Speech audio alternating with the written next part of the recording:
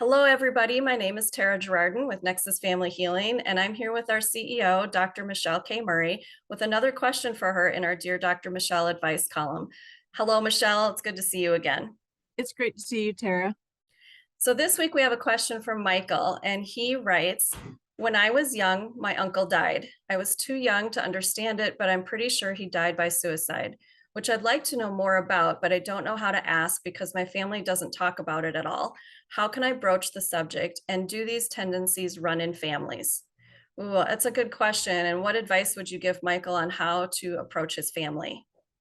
Michael, yeah, it may be that people don't talk about this because it's a really sensitive topic, and who knows what you would be uncovering that could get uncomfortable for people. So I guess I would start by asking yourself why you want to know and what kind of knowledge you're trying to gain so that you can go into the questions that you have of your other family with that in mind, so you can maybe be specific about why it is that you want to know.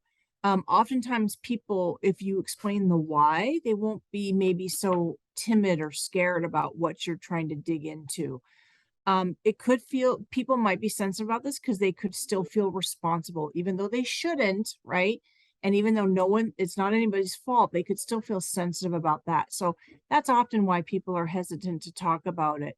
The thing about running in families, what's really runs in families is the depression. All right. So I don't know, how or why your uncle died and what was going on, but depression runs in families. And so what happens is there is a higher propensity for people to commit suicide if other family members have done that, just because it's tied to that depression. So if you're really concerned about what's running in families, look into the depression. Are there a lot of people in your family that are depressed, and what have they done to try to seek help for that? And then maybe ask questions about that to try to get at what it is that you're looking for or what you need. Yeah, so maybe that is the entry point, right? Asking around about the depression first, and maybe it leads to that conversation. Yes, right, exactly.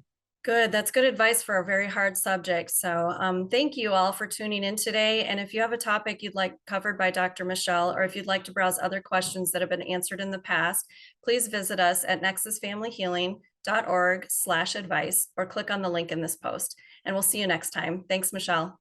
Thank you. Have a good week.